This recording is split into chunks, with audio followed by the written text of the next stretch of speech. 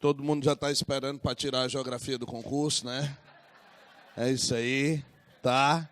Maravilha. Eu digo sempre, tire a geografia do concurso, tá? Porque aí todos desesperados. Vale-me Deus, eu não estudei geografia não. E agora o que é que eu vou fazer, Trigueiro? Aí você vai para os aulão do Trigueiro, é a hora que eu ganho mais dinheiro, tá? Você começa a turma nova. E eu acho fantástico isso, tá? Então, tenha calma, não seja peru não. Espere o edital sair. 2012 saiu o edital do Corpo de Bombeiros, aí estava o mesmo zuzuzum. Não, vão tirar a geografia, vão tirar a geografia, vão tirar a geografia. Tiraram a geografia, tiraram a do Brasil, aí botaram geral. Aí pensa no desespero, certo? Aí além da geografia geral, o que foi que fizeram?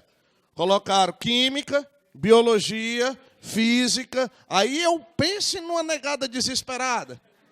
Ou seja, deixa a geografia dentro do teu edital, espera sair o edital, não vai demorar mais nem 3 meses não, ok? Então, assim, enquanto não sai o edital, você vai fazendo os aulões de geografia, vai participando das turmas, né? Por quê? Porque eu tenho uma menina lá em casa pequena, ela precisa comer, negada. Então, me ajude, tá? Aqui a gente vai trazer para vocês 4 questões, né, de geografia que eu separei. E aqui, meu parceiro Rafael Moreira, tá? Também vai trazer mais 4 questões, certo? De geografia para vocês. Vamos dar uma olhadinha lá na página 18. Aqui você vem, faz o curso aqui no Prime, presencial com o Rafael Moreira, tá? Não tem melhor professor de geografia que eu conheça dentro dessa sala de aula, tirando eu, fora ele. Tá? Oi. O cara é bom mesmo, não tem outro não. E ele está dentro do sistema de cotas. Então, como ele está dentro do sistema de cotas, né, ele conseguiu essa vaguinha por aqui. O Prime tem uma política de cotas e ele embutiu. Cota ele social ou racial? Cotas. Tá? Por enquanto é o que vier, meu filho. Tá morrendo. As duas. Beleza? Moçada, pegue aí a página 18. Tá? Tem aí uma questão. FGV, para professor de geografia. Olha como é difícil ser professor de geografia. Qualquer cachorro é professor de geografia hoje. Tá? Você tem aí uma tabela. O que é que você vai fazer? Você vai só interpretar a tabela. Meu amigo, é só interpretação. Prova de geografia, o que é que cai? Mapa, tabela, gráfico. E o que é que tu vai fazer? Tu vai interpretar isso. A única coisa que você tem que fazer é fazer a leitura da tabela. Aí, se você não souber fazer a leitura da tabela, aí você atravessa a rua aí, deita na pista, espera o ônibus passar. Porque aí, chapa, não vai ter jeito não, certo? Então, pega aí essa fecundidade por macro-regiões. Deixa eu te dar só um conceito aqui, tá? Para você poder resolver essa questão. A taxa de fecundidade, ok? O que é a taxa de fecundidade, Trigueiro? Até pouco tempo atrás, a definição de taxa de fecundidade era uma, e por questões que a gente pode chamar de sociais, tá? Elas foram alteradas, por questões culturais. Por quê? Como é que você definia a taxa de fecundidade antes? Número de filhos por casal, ok? Número de filhos por casal. Já que você acha que a geografia vai sair da sua prova e acha que a atualidades vai ficar, isso pode cair na prova de atualidades. Ou seja, não é mais. Por quê, Trigueiro? Eu preciso de um casal para ter filho hoje? Não, posso fazer sozinho, literalmente. Ok? Então, como é que eu defino taxa de fecundidade hoje? Número de filhos por mulher em idade reprodutiva.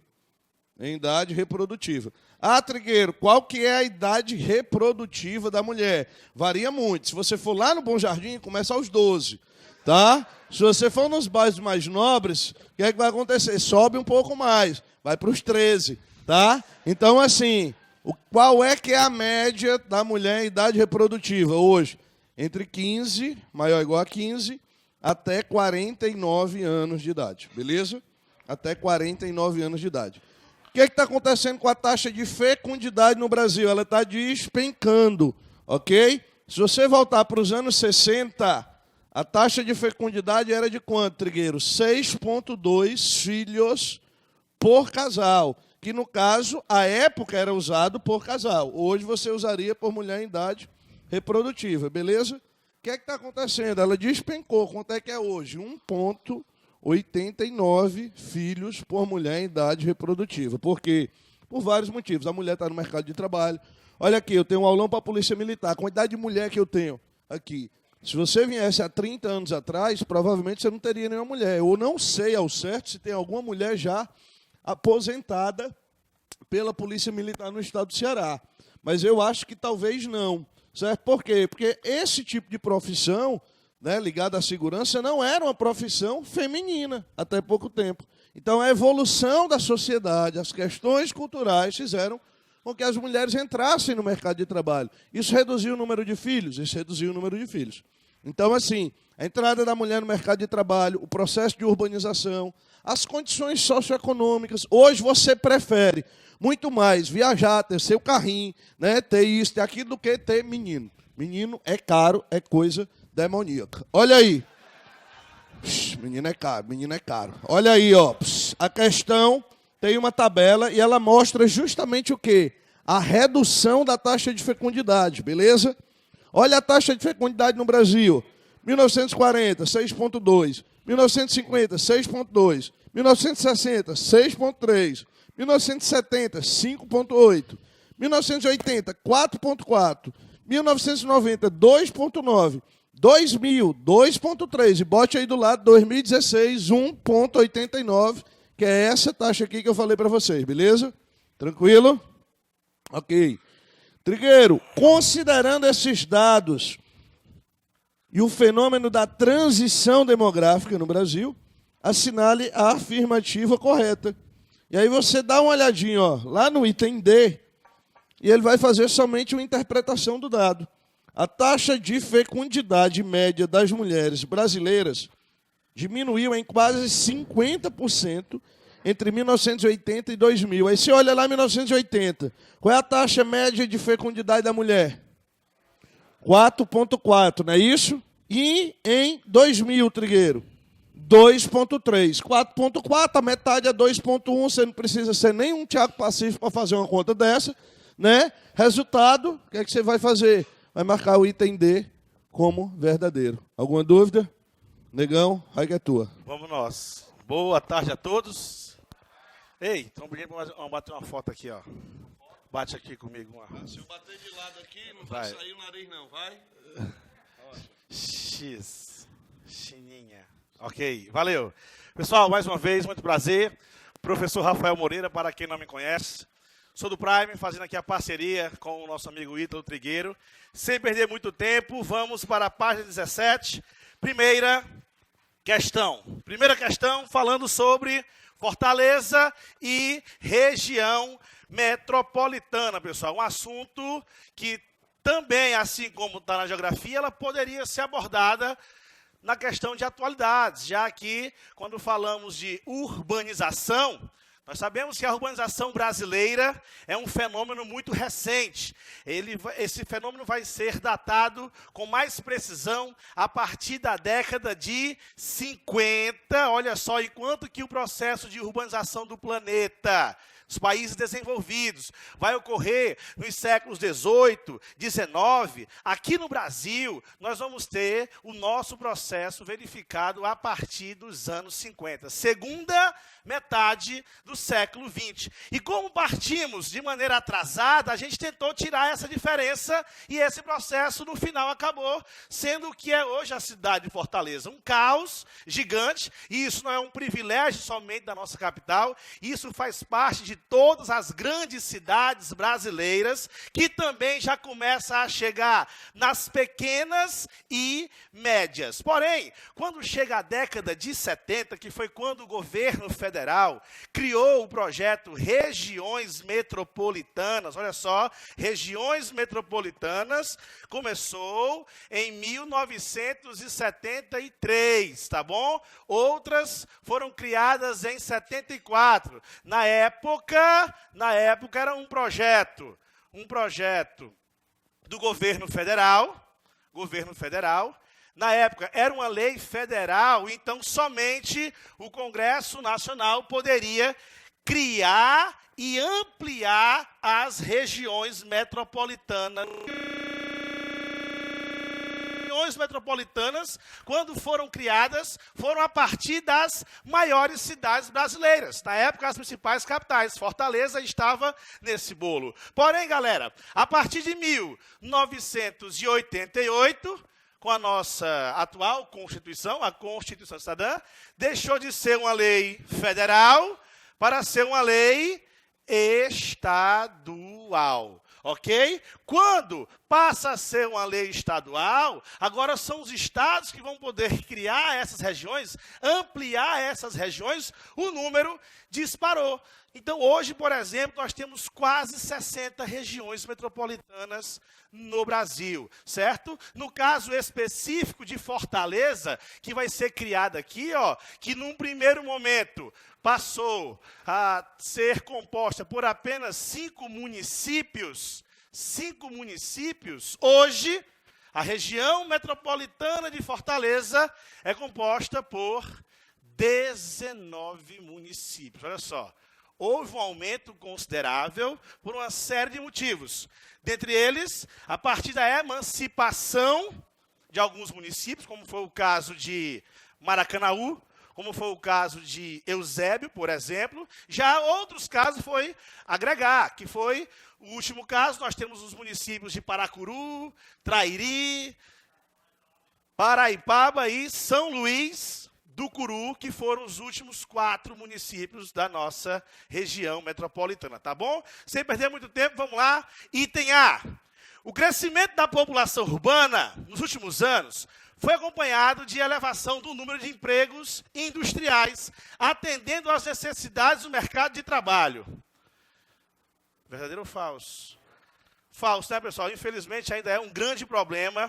Daí o governo federal, tendo em vista a má execução desse projeto. Por que a má execução, professor? Porque na época, a ideia do governo federal era descentralizar os investimentos pelo país, onde, historicamente, os principais investimentos em infraestrutura e modernização estavam concentrados na região sudeste. Porém, quando chega a década de 70, vamos descentralizar. E quando descentralizaram, geraram outro problema.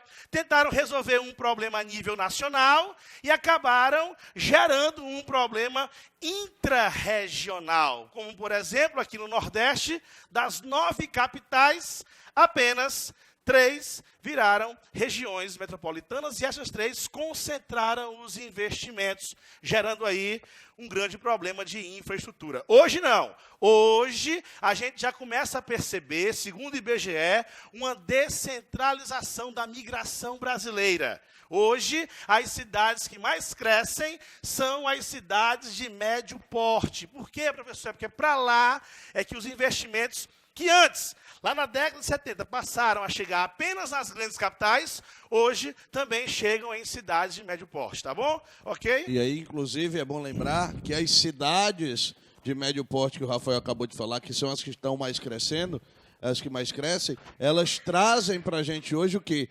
Uma nova criação de regiões metropolitanas no interior. Então, você tem, por exemplo, no interior do Nordeste, 4 regiões metropolitanas. Região metropolitana de Campina Grande, região metropolitana do Cariri, no Ceará, região metropolitana do Sudoeste maranhense e região metropolitana do Agreste alagoano. Então, você vai ter região metropolitana sendo criada onde? No interior, e não precisa mais da capital, e não precisa mais da metrópole para ter região metropolitana, como era em 73. Muito bem. Ouvindo sabido. Vamos para o item B. As políticas para o setor de habitação, através do programa de mutirões habitacionais, solucionaram o problema das favelas. Ainda não, né? Ainda não, o governo caminha a passos largos, né, para tentar resolver esses problemas. Oi? Não? Caminha não? Através dos conjuntos habitacionais, programa Minha Casa Minha Vida. Se vai resolver a médio e curto prazo é outra história, né, pessoal? São grandes investimentos em habitação e que, infelizmente, por conta, nós sabemos, de uma cultura de parte da sociedade, aquela família que é beneficiada pelo governo, ela, de propósito, volta para o lugar de origem. Então, é enxugar gelo. Mas que o projeto do Estado existe. Inclusive, a Caixa Econômica, nesse atual momento de crise, ela estuda novas políticas para quê? Para dinamizar de novo o mercado imobiliário brasileiro, tentando fazer com que a classe baixa no Brasil volte a comprar imóveis, porque o mercado imobiliário teve uma queda assustadora aí de 2010 para frente. Vamos lá. Item C. Compõe hoje a região metropolitana de Fortaleza os seguintes municípios. Maranguape, sim? Bora, pessoal, bora responder. Maranguape. Calcaia. Maracanaú. Aquiraz. Eusébio. Baturité. Ainda não. E Caridade, professor? Ô, professor, Caridade não. Mas Baturité ainda não, professor. Então não posso marcar o item C. Quais foram os últimos municípios a entrar na região metropolitana de Fortaleza? Paracuru, Paraipaba, São Luís do Curu e Trairi. Tomou nota aí? Tomou nota? Tomamos. Então, professor, só resta entender, ó, o crescimento demográfico do município de Fortaleza a partir de 1950, segunda metade do século XX, tem se dado principalmente em função do crescimento migratório, professor. Muito bem. Então, primeira questão, entender de din-din de batata, Venta. Beleza pura. E aí, ó, lembra que resolver questão é muito fácil. Como é que eu sei que a população migrou para cá? Se coloca dentro da questão. Tu provavelmente nasceu em Fortaleza, mas levanta o braço aí, quem é o pai e a mãe que veio do interior do estado para cá? Olha aí, ó, a maioria de vocês, o pai e a mãe veio para cá, porque o crescimento da região metropolitana ele é acompanhado de quê? De um crescimento chamado crescimento horizontal, ou seja, a ida e vinda de indivíduos do interior para cá, beleza? Tranquilo? 2/3 da população da região metropolitana ou veio do interior, ou tem pai e mãe que veio do interior, tá? Moçada, questão 2 aí na página 19, é uma questão que vai trabalhar a estrutura geológica brasileira, tá? Os tipos de terreno em que se podem encontrar jazidas de minério de ferro. Primeira coisa que você tem que lembrar, ó, quais são os 2 tipos de terrenos que a gente tem geologicamente no Brasil. No mundo eu tenho 3, correto? Tenho bacia sedimentar, eu tenho escudo cristalino e eu tenho o que mais? Dobramento moderno, beleza? No Brasil, 0% de dobramento moderno. O que é dobramento moderno, Trigueiro? São as altas montanhas terciárias, tá? Como, por exemplo, os Andes, os Alpes, o Himalaia, o Atlas, tá? As rochosas americanas. Isso aí é dobramento moderno. Não tem no Brasil. Ah, mas tem dobramento antigo no Brasil? Tem. Cuidado para não confundir, tá? Trigueiro, 36% do Brasil é escudo cristalino, beleza? Esses terrenos são os mais velhos do Brasil, pré-câmbricos, pré-cambrianos. Professor, cair isso em prova, pega as provas passadas para tu ver, meu irmãozinho. Ó, Trigueiro, desses 36% do Brasil, 4% é o quê? Proterozoico. Vixe, lascou foi tudo agora. E os 32% são o quê? Arqueozoicos. E nesses terrenos a gente consegue encontrar os recursos minerais metálicos. Que terrenos? Os terrenos proterozoicos. Vai lá, rapidinho, me responde. 4% do Brasil tem minério no país. É muito ou é pouco? Galera, é muito, porque é 4% de quê? De 8,5 milhões de quilômetros quadrados. É o 5º maior território do mundo. Então, o que é que eu encontro aqui? Vai, commodity, minério de ferro, que mais, Trigueiro? Bauxita, estânio, manganês. Já ouviram falar de uma parada chamada nióbio? O que é o nióbio, Trigueiro? É um minério que só tem em 2 lugares do mundo, tá? 98% está no Brasil, 2% está no Canadá, ok? E qual é o grande problema da gente? A gente não beneficia esse minério. Então a gente manda para fora, o cara devolve para a gente beneficiado. A gente tem um caju, manda para fora, o cara traz a cajuína e a gente compra dele. Trigueiro, por quê? Porque a gente não tem tecnologia suficiente para fazer isso. Só uma dica, o Canadá, 2% só da produção. O que o Canadá ganha com esse minério, 10% do que ele ganha, ele usa para manter as malhas viárias do país. Você imagina que no Canadá não tem um buraco, né? A ponto de que, recentemente, o Estado criou uma política de redução de velocidade, criando adesivos tridimensionais, botando na pista para evitar, né, o excesso de velocidade em algumas rodovias. Aí o cara olhava, vixe, um buraco. Pô, passava por cima, não tinha nada. Coisa idiota, né? Aqui a gente tem um buraco, meu irmão. Porra de adesivo. Vou gastar dinheiro com merda de adesivo? Não. Tá? Então, assim, 2%. E os caras conseguem fazer isso. A gente tem 98% e não faz isso. Trigueiro, onde é que isso poderia entrar, sei lá, numa prova de atualidades? Vocês lembram daquele maluco lá, o Edward Snowden? Tá até hoje aí intocado em algum lugar, disseram que vira ele em Sobral comendo pastel, uma parada dessa assim. O Edward Snowden, num relatório que ele fez, ele mostrou o interesse de grandes empresas internacionais no nióbio brasileiro. Isso está escrito, relatado, bonitinho e tal. Ou seja, o cara está de olho no nosso nióbio. Trigueiro, os outros 64% do nosso território são o quê? Me ajuda? Bora. 36% é cristalino, 64% é bacia sedimentar, beleza? Trigueiro, o que é a bacia sedimentar? São terrenos formados pela decomposição de outros terrenos. E aí lembra que esses terrenos, eles são recentes. Ok? Quando eu falo recentes, eu estou falando da escala geológica. Então, 125 milhões de anos é recente. Ok? Eu tenho seno, meso, paleo. O quê? Zoico. Professor, que diabo é zoico? Zoico significa o quê? Vida. Paleo, antiga, meso, média, seno, nova. E o que é que eu encontro de minério aí? O que é que eu encontro de recurso que pode ser explorado economicamente? Combustíveis fósseis. Muita gente diz logo petróleo. Não, combustíveis fósseis. Petróleo, carvão, gás, o xisto, ferro bituminoso, ok? Então você tem tudo isso aí. Só que a questão pergunta, onde é que a gente encontra os minerais o quê? Metálicos no Brasil, não é isso? Minério de ferro e manganês. Já respondeu a questão? Qual é o item correto? D de deu certo. Vai, negão. Bora. É impressão minha, tu tá chiando, Trigueiro. Que porra é essas? Se deixei sedimentares, que porra é essa? Vamos lá, segunda questão. Há algumas décadas, a pobreza... Página 17, né? Página 17, volta. O professor não quer botar tudo igual numa página só. Não, página 17, vai. Há algumas décadas, a pobreza no Brasil se concentrava no campo e em pequenas e médias cidades desprovidas de iniciativas empresariais.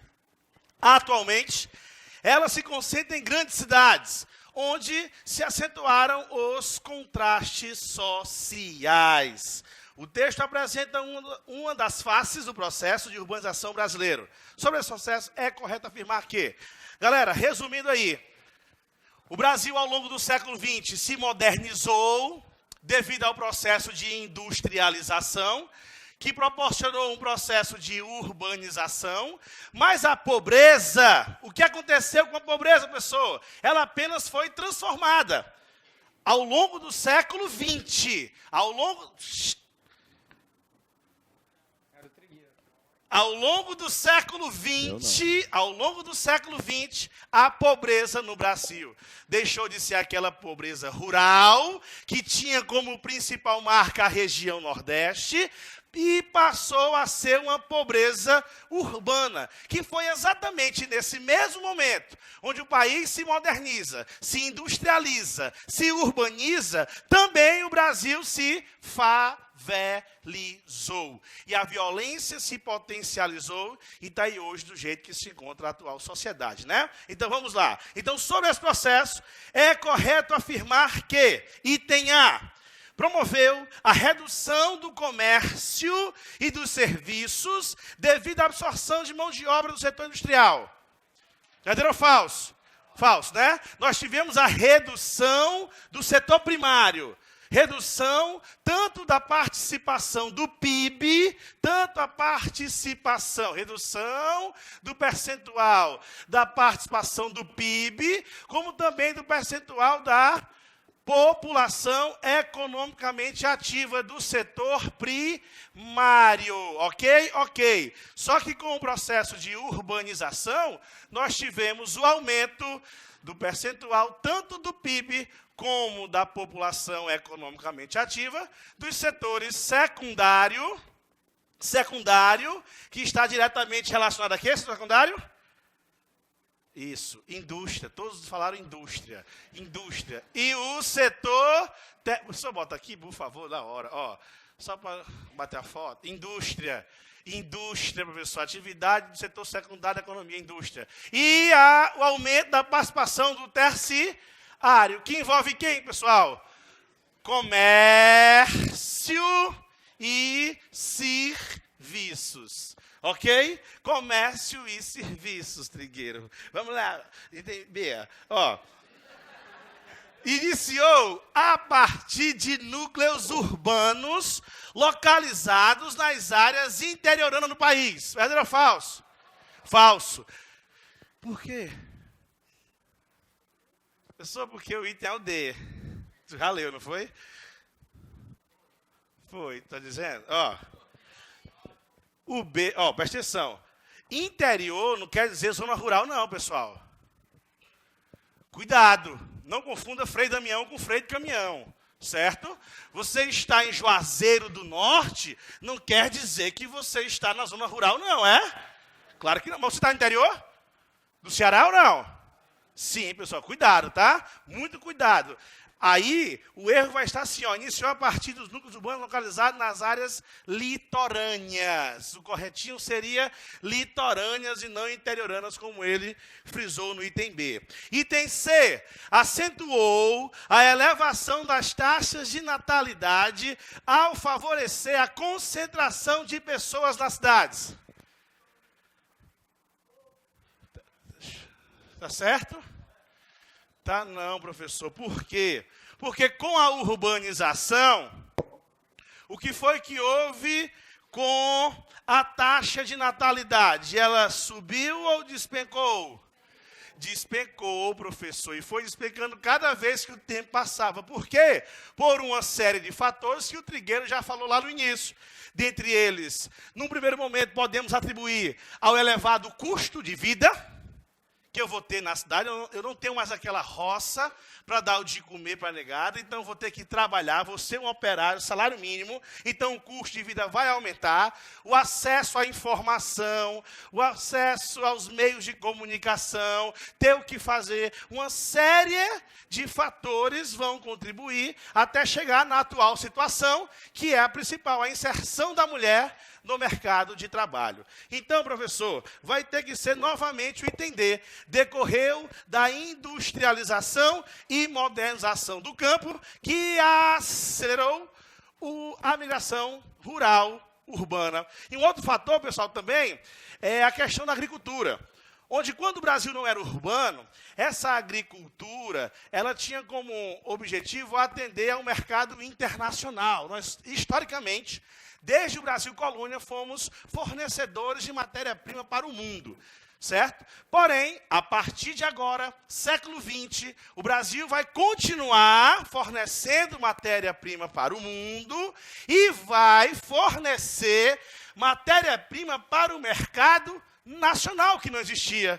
Tanto a questão de matéria-prima para a indústria, com a alimentação, já que a população brasileira cresceu de maneira assustadora ao longo do século XX. Então, mais uma vez, segunda questão, item D de doce de banana. Ok. Moçada, vamos lá na página 19, questão número 3, tá? Questão da ABIN. Olha aí, ó. Trigueiro. Agência Brasileira de Informação. Qual Fala. é a questão? 3. Ok? Rapaz, velho. Tá fresquinho, né? Vai lá na Oeste. Dormiu na varanda, não foi? Beleza. Lá ó. na Oeste, não fala assim, não. Bora lá. Ei, questão 3, ABIN, Agência Brasileira de Inteligência, que eu prefiro chamar Agência Brasileira de Informação, tá? Porque tá faltando um pouquinho de inteligência lá, mas enfim. Né? O Brasil é um grande importador, é um importante, produtor agrícola, que tem ampliado suas exportações, principalmente as do agronegócio. O agronegócio é um grande negócio, literalmente, no Brasil. Inclusive, tem sustentado a balança comercial aí, né? Até o ano passado sustentou bem, tá? Do ano passado para cá o negócio desandou completamente. E aí ele diz o seguinte: ganhos em produtividade são reconhecidos em todos os fatores de produção: terra, trabalho e capital. Isso aí é a tríade que produz no campo, beleza? Tendo em vista o panorama da agricultura brasileira na atualidade, sua evolução e características principais, julgue os itens que se seguem e marque a opção falsa. Trigueira OS gosta de cobrar opção falsa, adora, tá? Dá maior valor cobrar uma opção falsa. E deixa eu te dar uma outra dica. Quem disse para você que a UES não pode fazer questão certa ou errada? Ela pode fazer questão certa ou errada, ok? A CESP faz questão ABCD? Faz, com certeza. Então, assim, a UES também pode fazer questão certa ou errada. Não quer dizer que ela vai fazer ABCD, não. A rigor, ela faz ABCD, mas pode mudar. Isso aí depende do tio Camilo, tá? E o que ele quiser. Olha aí. Tendo em vista o panorama da agricultura brasileira, na atualidade, sua evolução, características, marca opção falsa. Eu estou falando sobre a agricultura brasileira. Eu estou falando sobre o espaço agrário no Brasil. E aí lembre-se o seguinte, quando você falar em espaço agrário no território brasileiro, hoje, quanto é que é o espaço rural no Brasil? 85% da população brasileira é urbana. É urbana. 15% da população brasileira é rural, ok? O fato de eu ter 15% da população rural somente, não quer dizer que o espaço urbano ele é maior que o espaço agrário. Pelo contrário, o espaço agrário vai ser muito maior. E quando você fala em espaço agrário no Brasil, lembra que historicamente, esse espaço agrário foi marcado por uma concentração de terras. Aí deixa eu fazer uma pergunta bem rápida e você me responde sem pensar muito. No Brasil tem mais latifúndio ou no Brasil tem mais minifúndio? Muito bem, exatamente. No Brasil tem mais minifúndios. Parabéns para todo mundo que acertou. Tá? Trigueiro, tu não acabou de dizer para mim que o Brasil é um país que vive, né, desde o início da sua ocupação, uma grande concentração de terras? Exatamente.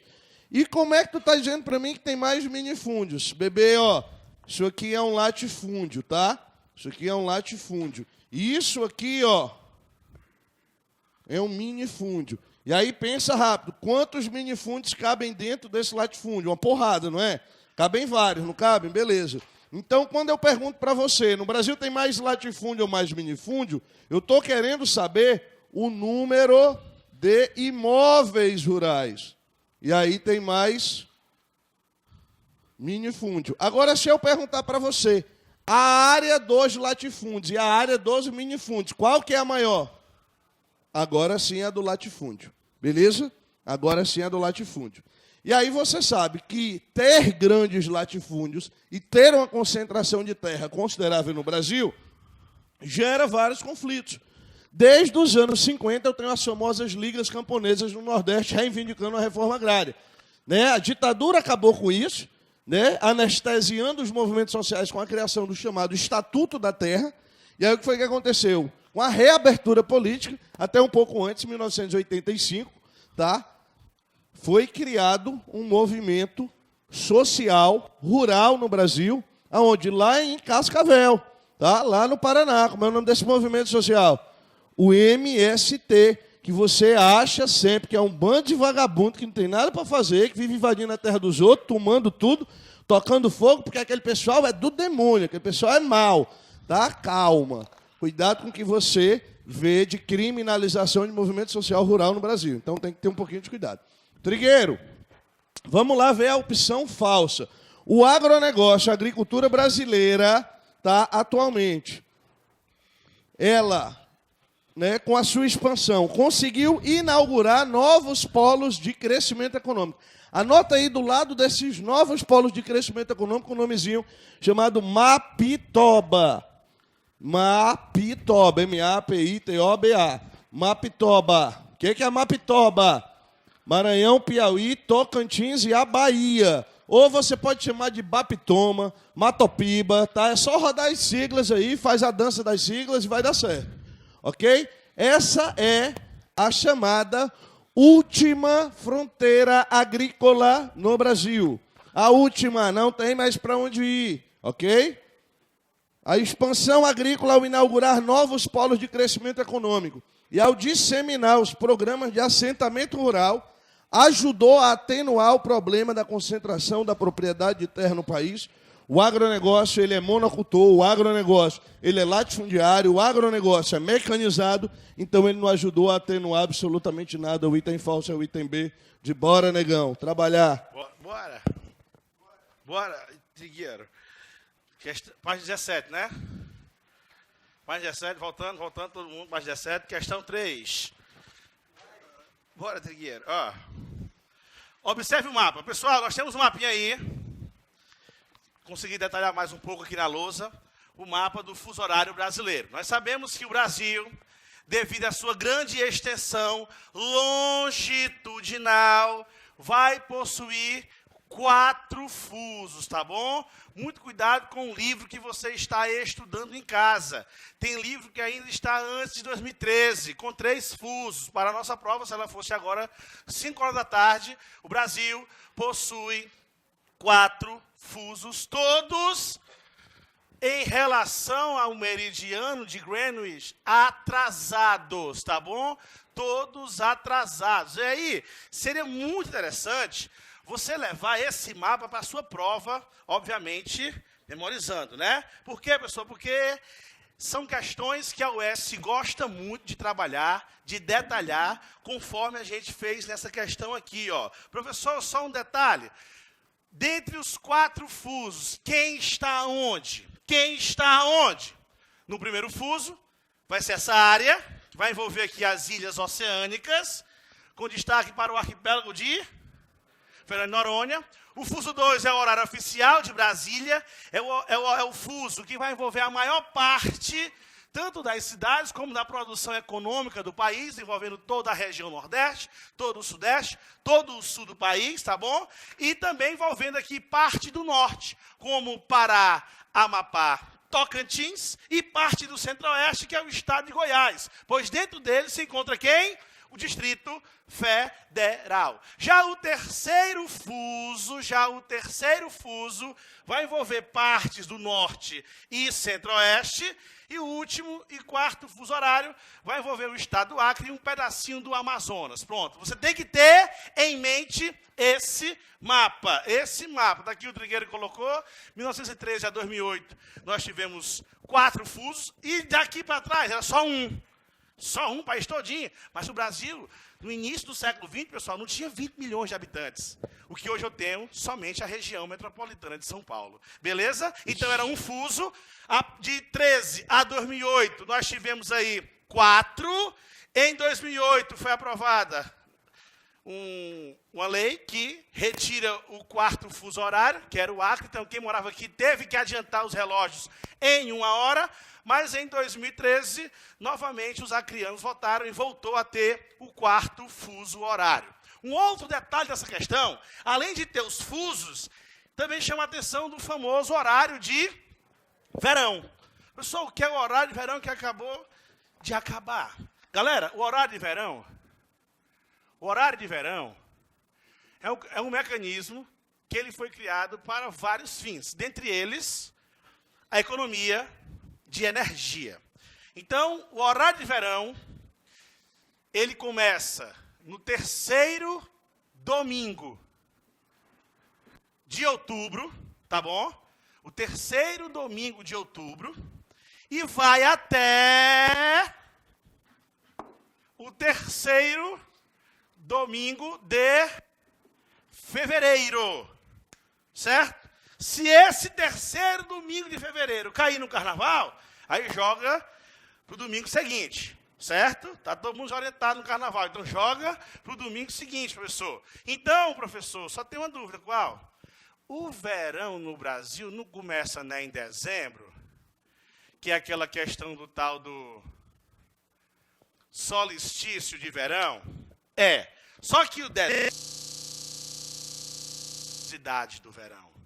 Então, eu tenho que pegar um momento antes e um momento depois em relação ao auge, que é dezembro. Porque o nosso verão é de dezembro a março. E o horário de verão termina em fevereiro. Tá bom? Professor, todo o Brasil entra no horário de verão? Por que não? Preconceito? Não. Latitudes, né, professor? Muito bem. Quando pegamos o mapa do Brasil, Norte e Nordeste ficam de fora. Por quê? Porque são 2 regiões próximas à linha do Equador.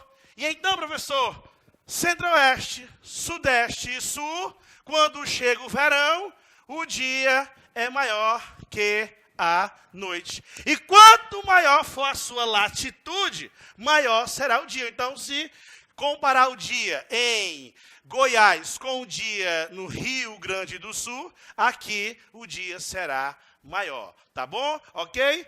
Informações básicas, vamos para a questão. Olha só. Sobre as informações contidas no mapa do horário de verão e também com relação à dinâmica do espaço territorial brasileiro, marque a opção correta. Você já trabalhou no terminal, foi, velhando bombom? Ó, vamos lá. Item A, olha só. A unidade federativa do Tocantins. Galera, Tocantins, em qual região? Isso, tem que ser rápido. É a única da região centro-oeste. Olha aí, ó. Olha aí, ó. Vou levar uma voadora aqui, ó. Por que o senhor leva uma voadora? Porque Tocantins é um estado novo. Foi criado em 88. 88. Tocantins pertencia a quem? A Goiás. Olha aí a confusão. Aí o item te levou o cheiro do queijo, mas tu é rápido e não vai marcar o item A, porque ele diz que Tocantins é centro-oeste. Vamos para o item B. Além do horário de verão, a dimensão territorial leste-oeste do Brasil determina a existência de 3 fusos horários diferentes. Está vendo aí? Está vendo aí? São 4, pessoas. C. Durante o horário de verão, olha, ixi, aí acaba tem que fazer os cálculos, né, professor? Presta atenção. Durante o horário de verão, quando os relógios de Brasília entra no horário, marcarem 13 horas.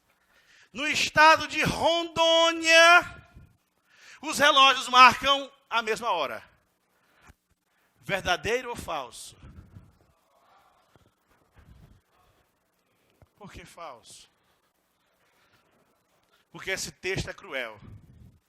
Esse texto aqui dá nó em pingo d'água. O que é que ele quer dizer? Presta bem atenção, ó. Durante o horário de verão, daqui é a região que comprei o horário de verão.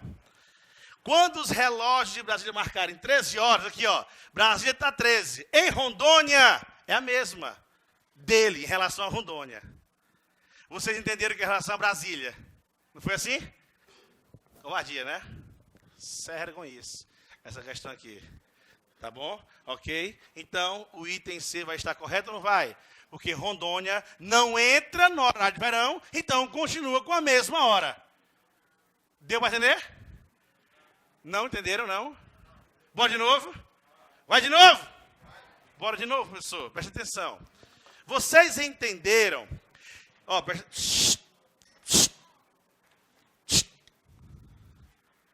13 horas em Brasília, certo? Certo, professor? Em Rondônia são 13 horas? Não são. Mas foi o que vocês entenderam quando leram. Porque Rondônia, como está na região norte, e a região norte não é contemplada com o horário de verão, então Rondônia está na sua mesma hora. Compreenderam agora? Certinho? Todos entenderam? Ok, ok? Opa, chamou, atende. Não, está falando que Rondônia está na sua mesma hora, sem horário.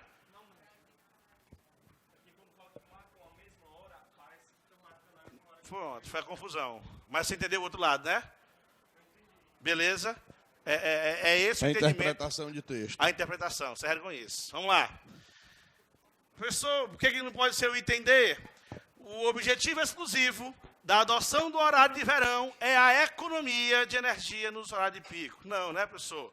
Economia de energia de modo geral. Hoje, o poder de compra do brasileiro aumentou ou diminuiu nos últimos anos? Tu lembra quando tu era pequeno, quantas televisões tinha na tua casa? Pronto. Uma, tá? Tu sabe o que é Benjamin? É o T que a gente chama aqui. Aquela tomada. Quantas televisões tem na tua casa hoje? Tá no banheiro, tem televisão na tua casa, não é? Tem o poder de compra, ele tá aumentando o elemento, ele não tá diminuindo, não. Tá? A gente tá vivendo uma crise, professor, tá diminuindo. O teu, o meu tá aumentando, o Rafael aumenta. Tá? Porque vocês estão estudando aqui, então o nosso tá aumentando. Por causa dos aulão, ó. Os aulão bomba. Ó, presta atenção. Ó, então, professor, deu para entender o item D que está errado? Ok? Então, terceira questão, item C de carne moída. Vai. Não dá mais tempo para absolutamente nada. Página 20. Questão 4. Maior compartimento de relevo do estado do Ceará. Depressão sertaneja. Pega 70% do estado do Ceará. É embasamento cristalino, ok? É onde você tem aí a presença de alguns minérios dentro do estado do Ceará.